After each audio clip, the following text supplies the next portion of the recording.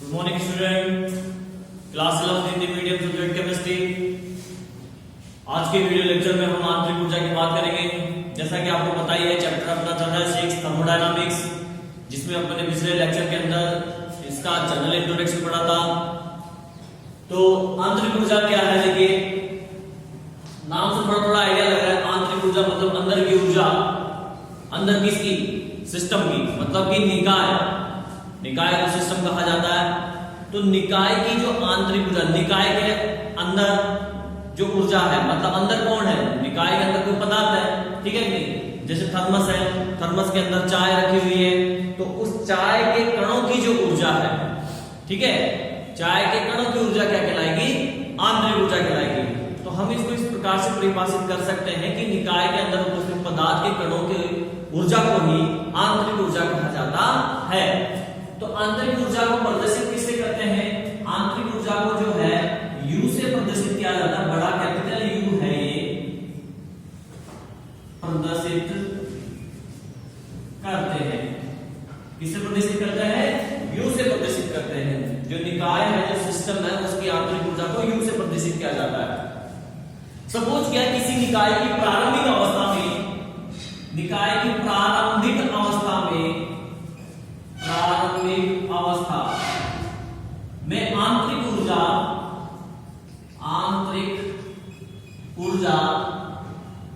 प्रारंभिक अवस्था को अपन ने मान लिया A, तो आंतरिक ऊर्जा हो जाएगी UA, ठीक है कि नहीं।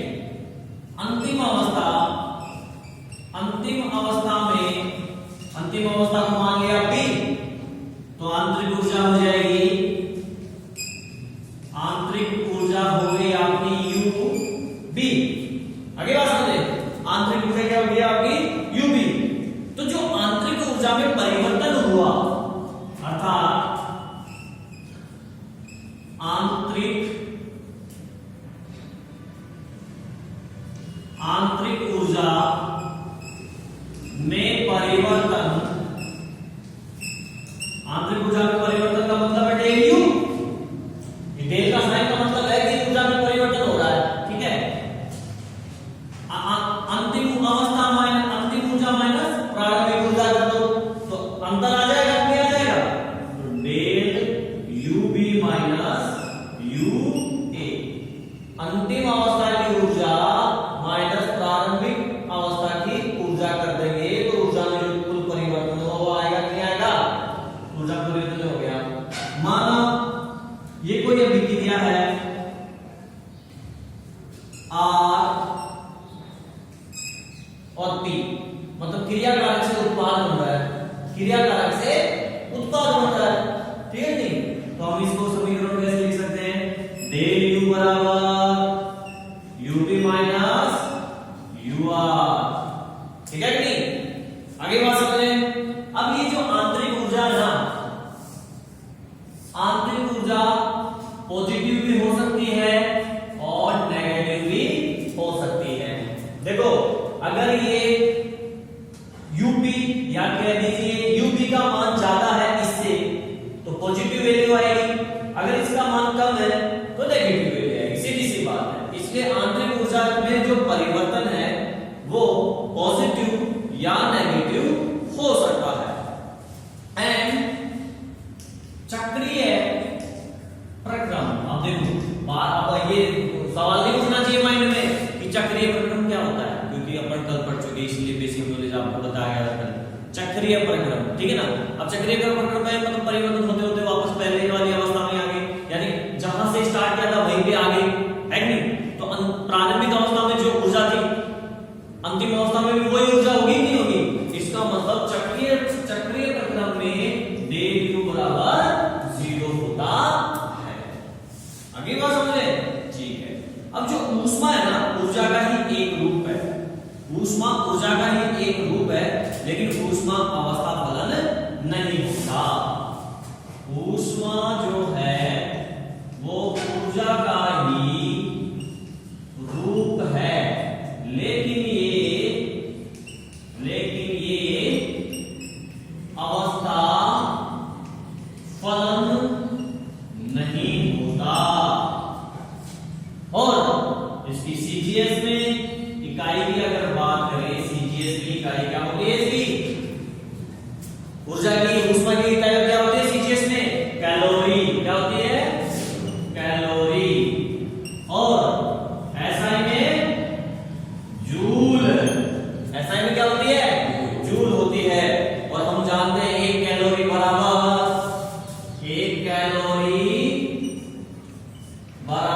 4.2 जूल होता है। 1 कैलोरी में 4.2 जूल होता है। आगे बात समझे? तो ये हो गया आपका आंतरिक ऊर्जा में कार्य के अनुसार आंतरिक ऊर्जा की धारणा है। ठीक है, तो आंतरिक ऊर्जा क्या हो गई आपकी? U B minus U A. इसकी इकाई क्या हो जाएगी सीजीएस में? कैलोरी, एसआई में जूल। ठीक है कि नहीं? 1 कैलोरी बराबर 4.2 जूल। और चक्रीय प्रकरण के लिए डेल्यू बराबर क्या होता है? 0। याद रखना, ये काम आएगा आगे। ठीक है, और ये पॉजिटिव और नेगेटिव होता है। तो नेक्स्ट हमारा टॉपिक है दाब, आयतन, कार्य। दाब और आयतन, इसमें कार्य किस प्रकार होगा और दाब आयतन में क्या संबंध है, इसकी बात करेंगे अपन इस टॉपिक। तो देखिए, इसके लिए हम क्या कर सकते हैं, इसके लिए हमें थोड़ा सा ये देखना होगा कि जो गैसीय निकाय है वो अपन को लेना है। ठीक है, और घर्षण रहित पिस्टन की कल्पना करनी है। गैसीय निकाय के लिए घर्षण रहित पिस्टन की कल्पना करनी है।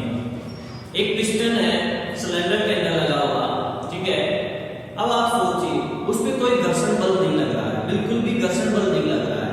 ठीक है कि तो सिलेंडर के अंदर भरी हुई गैस का दाब लगता है बाहर की तरफ, ठीक है, और बाहर से वायुमंडलीय दाब लगता है अंदर की तरफ। आई बात समझे?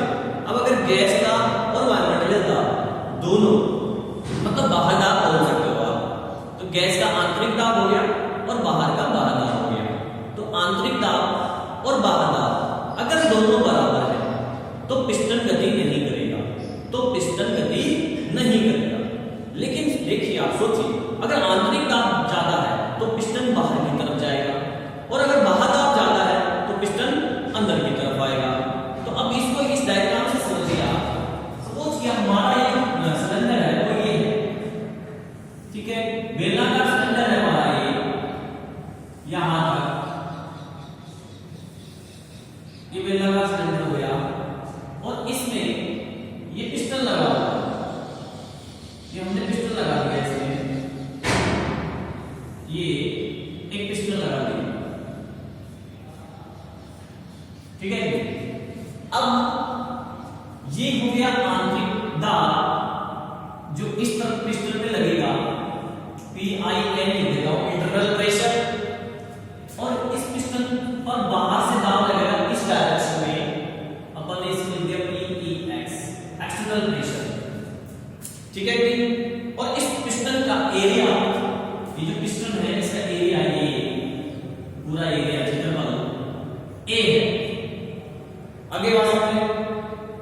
तो अब देखिए, जो गैस का आयतन V1 मान लिया आपने, किसी भी गैस का जो है आयतन V1 मान लिया और दाब P है, तो पिस्टन पर लगने वाला बाहर दाब PX है। तो हम जानते हैं कि प्रारंभ में P इंटरनल प्रेशर लिख लो चाहे आप, बराबर PEX, क्योंकि बाहर दाब और आंतरिक दाब अगर बराबर है तो पिस्टन गति नहीं करेगा, अर्थात पिस्टन गति नहीं करेगा, ठीक है, पिस्टन गति नहीं करेगा। आई बात समझे? अब अगर मान लीजिए हमने बाहर दाब बढ़ा दिया, ठीक है, बाहर दाब बढ़ा दिया तो पिस्टन अंदर की तरफ गति करेगा, मतलब ये कंडीशन हो जाएगी, इंटरनल प्रेशर कम हो गया और एक्सटर्नल प्रेशर ज्यादा हो गया, ठीक है, मतलब बाहर दाब बढ़ा दिया, तो बाहर दाब बढ़ाने से क्या होगा, जो पिस्टन अंदर की तरफ गति करेगा, अब ये पिस्टन अंदर की तरफ गति करेगा, अंदर की तरफ गति करेगा तो मान लीजिए यहां जाएगा, ठीक है, ये पिस्टन यहां पे आ गया गति करता हुआ, और इसने L दूरी तय की,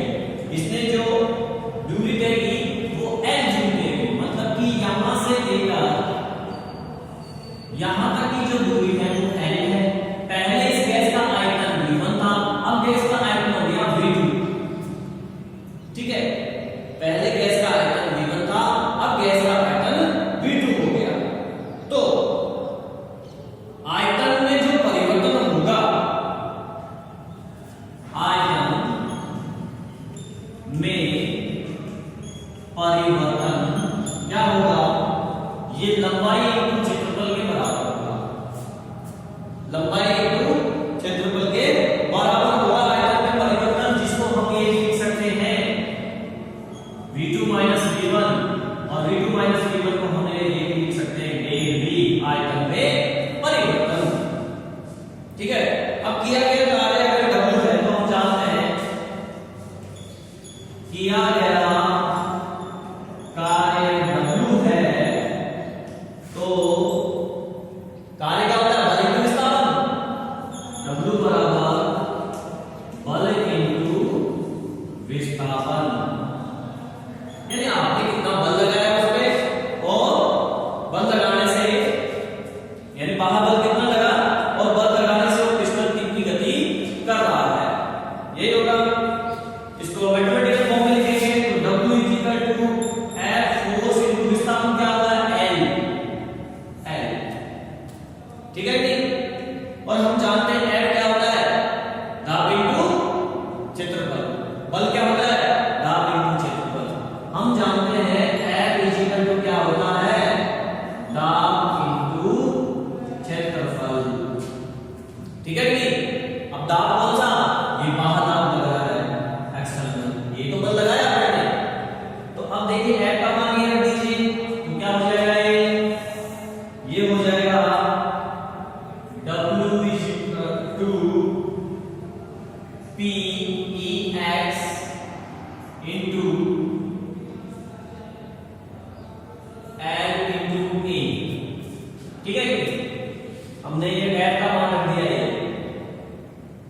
आगे बात समझें, अब आप देख सकते हैं यहाँ पे A, ये L into A क्या है, ये रहा डेल V, ठीक है, तो हम लिख देंगे W is equal to PEX del V, del V, ठीक है, और यहां पे जो किया गया कार्य है, जो किया गया कार्य देखो माइनस में आया, क्यों आया, क्योंकि हम जानते हैं ये क्या है, ये है v2 माइनस v1, यहां देखिए v2 माइनस v1, अब यहां देखिए v1 और v2 ये रहा, ठीक है, तो ये v1 है तो v1 तो ज्यादा है, फिर ये v2 कम हो गया, तो कम में से कम आयतन में से ज्यादा आयतन हम माइनस करेंगे तो क्या होगा, वैल्यू माइनस में आएगी, तो हम इसको ऐसे लिख सकते हैं W is equal to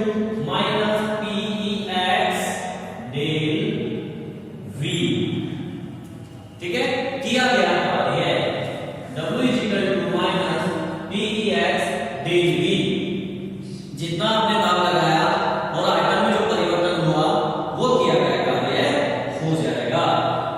अब अब अपन क्या करेंगे, इसका v1 से v2 आयतन की सीमा में v1 से v2 कार्य की कल्पना करने के लिए v1 से v2 की फॉर्म में अपन इसका समाकलन करेंगे, तो देखिए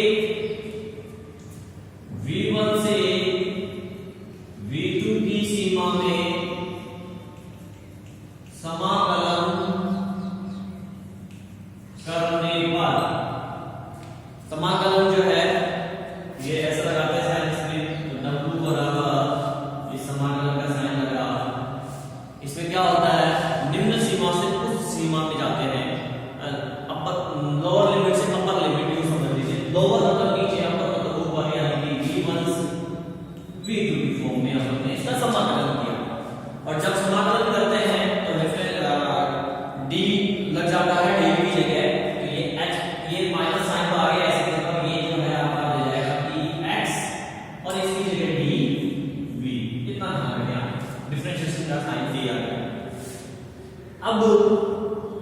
अब आप देखिए एक चीज, यहां पे जो PEX है ये एक्सटर्नल प्रेशर है, इस चीज को समझिए, ये क्या है, एक्सटर्नल प्रेशर है, ठीक है, ये इंटरनल प्रेशर के इक्वल कम होगा, ये इंटरनल प्रेशर के इक्वल कम होगा, इसके मतलब समझ लीजिए, थोड़ा सा इधर आइए, यहां देखते हैं, ठीक है, कि ये इंटरनल प्रेशर है, पिस्टन अंदर की तरफ गया, अंदर की तरफ गया तो मतलब एक्सटर्नल प्रेशर ज्यादा है, आई बात समझ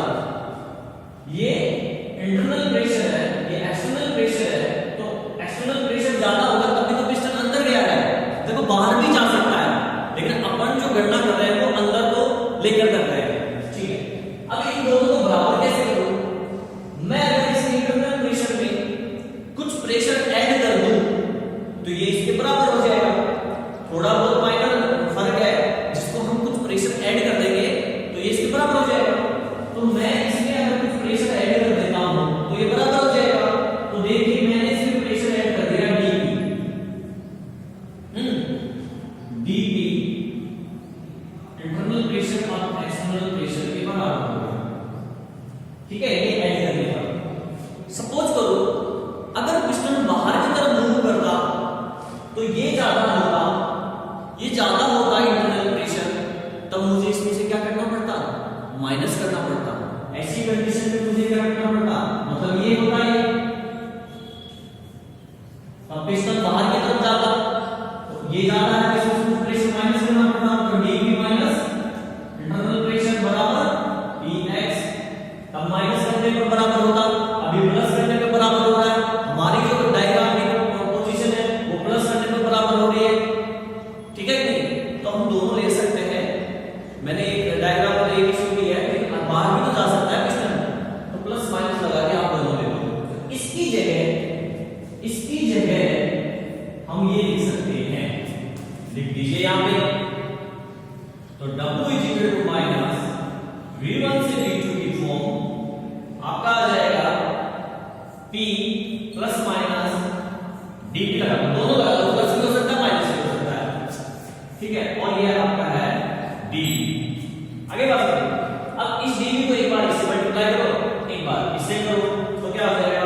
W equal to minus V1 से V2 की फॉर्म में ये आ जाएगा आपका, इससे मल्टीप्लाई होगा तो P dP, ये प्लस माइनस जो भी चलेगा, ठीक है, गुना में है, ये हो जाएगा आपका dP और dP, ठीक है। अब dP और dP नगण्य है, ये चीज क्या है? नगण्य है। तो जब ये चीज नगण्य है तो dP क्या होगा? 0 हो जाएगा। dP और dV, dP और dV क्या है? नगण्य। तो ये क्या हो जाएगा? dP dV बराबर 0।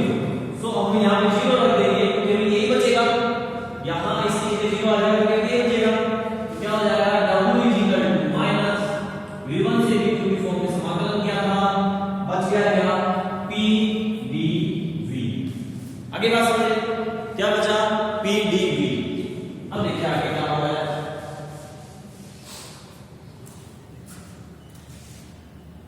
अब हम आदर्श गैस समीकरण के लिए एक मोल गैस के लिए लेते हैं, n मोल गैस के लिए, n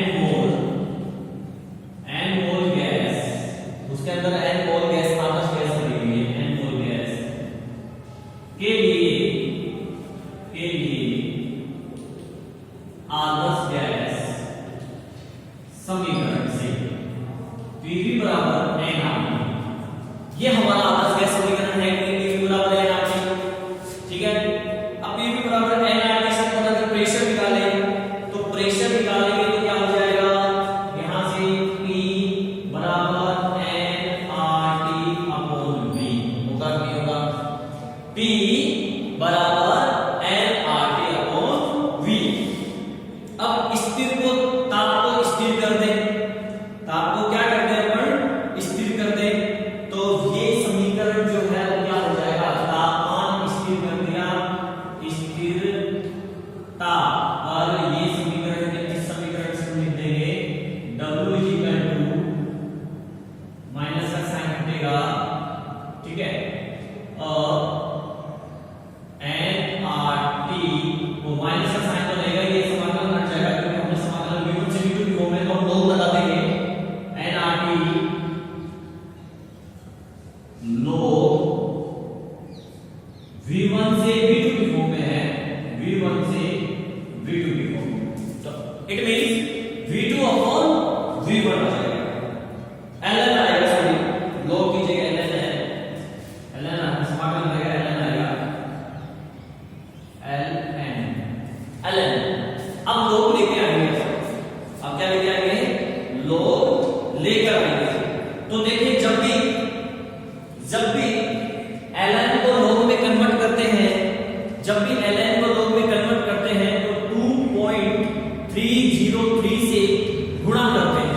तो देखिए W -2.303 से गुणा कर दिया, nRT ln log में कन्वर्ट हो गया गुणा करने पर V2/V1 समीकरण आ चुका है। कार्य जो कार्य हुआ उसका समीकरण।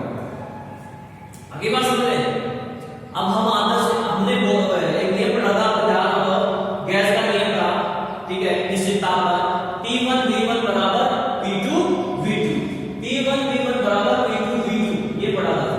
T1V1 बराबर P2V2, ठीक है नहीं, इससे ये हो जाएगा कि कि V2/V1 बराबर P1/P2, ठीक है नहीं, यानी इसकी जगह पे हम ये रख सकते हैं दाब की गणना के लिए, दाब आ जाएगा तो W बराबर -2.303 nRT log P1/P2, ये बन गया समीकरण दाब का।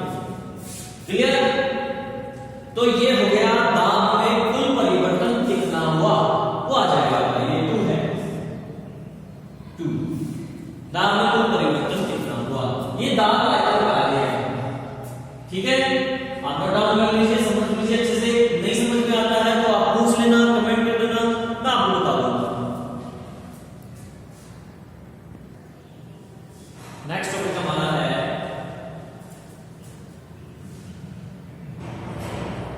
ऊष्मा गतिकी का प्रथम नियम। ऊष्मा गतिकी का प्रथम नियम, तो देखिए इसमें क्या है। ऊष्मा गतिकी के प्रथम नियम के अनुसार मैंने आपको शुरुआत में बताया था, ये ऊर्जा संरक्षण का नियम है। कुल ऊर्जा संरक्षित रहती है, यानी ऊर्जा को ना तो नष्ट किया जा सकता है और ना ही बनाया जा सकता है, केवल इसे एक रूप से दूसरे रूप में बदला जा सकता है। यही है ऊष्मा गतिकी का प्रथम नियम। ठीक है, ऊर्जा ना तो बनाई जा सकती है और ना ही नष्ट की जा सकती है, केवल इसे एक रूप से दूसरे रूप में बदला जा सकता है। कुल ऊर्जा संरक्षित रहती है, ऊर्जा का प्रथम नियम है। अब इसका अगर अपन गणितीय रूप निकालें, मतलब फॉर्मूला निकालें इसके अनुसार, तो वो क्या होगा। मान लीजिए कि गणितीय रूप के अंदर कोई भी निकाय है और उसके आंतरिक ऊर्जा U1 मानिए, क्या मानिए, आंतरिक ऊर्जा U1, निकाय की आंतरिक ऊर्जा U1 मान। अब इस निकाय ने क्यों ऊष्मा अवशोषित कर ली, क्यों ऊष्मा उसने ग्रहण कर ली, क्यों ऊष्मा अवशोषित कर ली,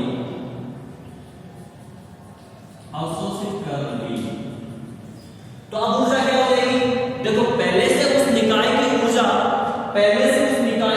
U1 है, उसने क्यों ऊष्मा अवशोषित कर ली, तो अब क्या हो जाएगी ऊर्जा को U1 + Q। अब ऊर्जा क्या हो गई, U1 + Q। ठीक है, कुल ऊर्जा क्या हो गई, U1 + Q।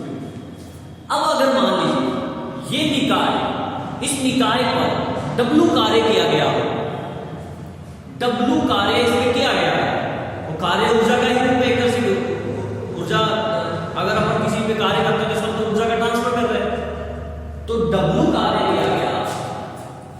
यदि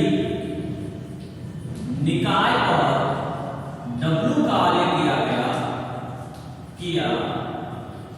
गया तो ऊर्जा क्या हो गई, U1 + Q तो थी और W कार्य कर दिया, इसके बराबर हुई, और ये ऊर्जा है हमारी क्या, टोटल U2। यानी पहले ऊर्जा उस निकाय की U1 थी, फिर उसने Q ऊष्मा ग्रहण की, फिर उसमें W कार्य कर दिया, तो अब उसकी ऊर्जा हो गई U1 + Q + W। ठीक है,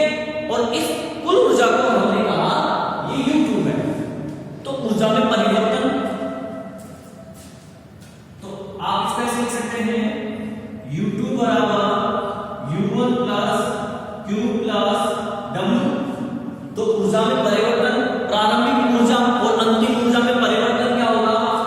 परिवर्तन ये होगा U2 माइनस U1। तो यहां से समीकरण में जब आप U2 माइनस U1 निकालोगे तो ये U1 इधर लेके आओगे तो माइनस हो जाएगा। U2 माइनस U1 बराबर Q प्लस W।